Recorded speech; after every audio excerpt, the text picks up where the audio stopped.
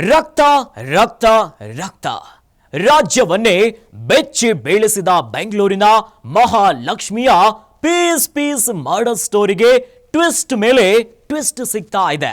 ಪಾತಕ ಕೊಲೆಯ ಜಾಡು ಹಿಡಿದಿರುವಂತ ಪೊಲೀಸರಿಗೆ ಬೆಚ್ಚಿ ಬೀಳಿಸುವಂತ ಅಂಶಗಳು ಸಿಗ್ತಾ ಇದೆ.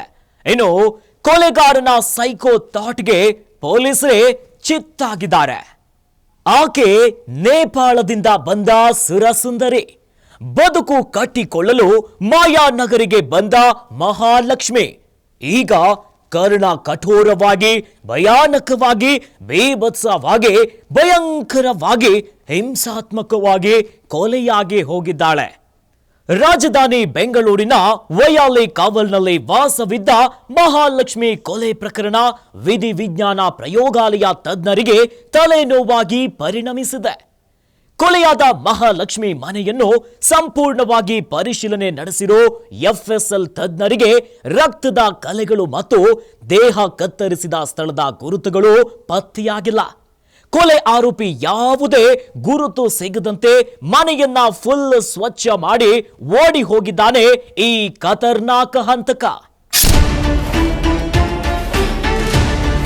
ಹಾಗಾದ್ರೆ ರಕ್ತದ ಕಲೆ ಹೇಗೆ ಪತ್ತೆ ಹಚ್ಚುವುದು? ಎಫ್ಎಸ್ಎಲ್ ತಜ್ಞರ ಮುಂದಿರೋ ಆಪ್ಷನ್ಗಳೇನು? ಕೊಲೆ ನಡೆದ ಸ್ಥಳದಲ್ಲಿ ರಕ್ತ ಕಾಣಬಾರದೆಂದು ಸ್ವಚ್ಛ ಮಾಡಿದ ಮೇಲೂ ಕಲೆಗಳನ್ನ ಪತ್ತೆ ಹಚ್ಚಬಹುದು.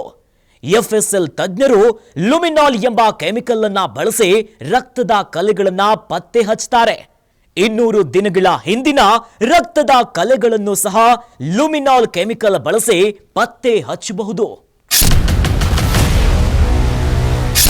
ಬಟ್ ಮಹಾಲಕ್ಷ್ಮಿ ಕೊಲೆ ಪ್ರಕರಣದಲ್ಲಿ ಲುಮಿನಾಲ್ ಕೆಮಿಕಲ್ ಬಳಸಿದರೂ ರಕ್ತದ ಕಲೆಗಳು ಪತ್ತೆಯಾಗಿಲ್ಲ. ಹೀಗಾಗಿ ಕೊಲೆಯ ಆರೋಪಿ ಯಾವುದೋ ಕೆಮಿಕಲ್ ಅನ್ನ ಬಳಸಿ ಮನೆ ಸ್ವಚ್ಛ ಮಾಡಿರುವ ಶಂಕೆ ಪೊಲೀಸರಿಗೆ ಬಂದಿದೆ.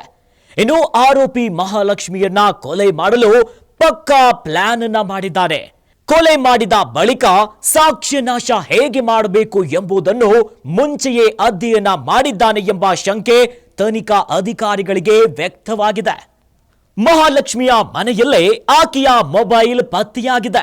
ಮೊಬೈಲ್ ಸ್ವಿಚ್ ಆಫ್ ಆಗಿದೆ. ಮೊಬೈಲ್ ವಶಕ್ಕೆ ಪಡೆದ ಪೊಲೀಸರು ಪರಿಶೀಲನೆಯನ್ನ ನಡೆಸುತ್ತಿದ್ದಾರೆ.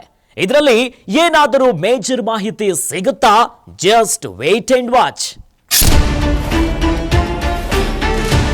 ಕರ್ನಾಟಕ ಕಂಡು ಕೇಳರಿಯದ ಬೀಭತ್ಸ ಭಯಂಕರ ಮರ್ಡರ್ ಸ್ಟೋರಿ ಕ್ಷಣ ಕ್ಷಣಕ್ಕೂ ಟ್ವಿಸ್ಟ್ ನ ಪಡಿತಾ ಇದೆ.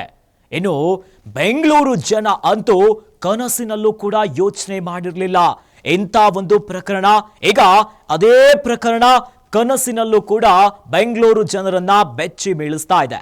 ಒಟ್ಟಲ್ಲಿ ಅಂತಹ ಸೈಕೋ ಕಿಲ್ಲರ್ ಅನ್ನ ಹೆಡೆಮುರಿ ಕಟ್ಟೆ ಕಟ್ತೀವಿ ಅಂತ ಹೇಳ್ತಿವೆ ಪೊಲೀಸ್ ಮೂಲಗಳು. ಗ್ಯಾರಂಟಿ ನ್ಯೂಸ್, ಸುದ್ದಿ ಖಚಿತ, ನ್ಯಾಯ ನಿಶ್ಚಿತ.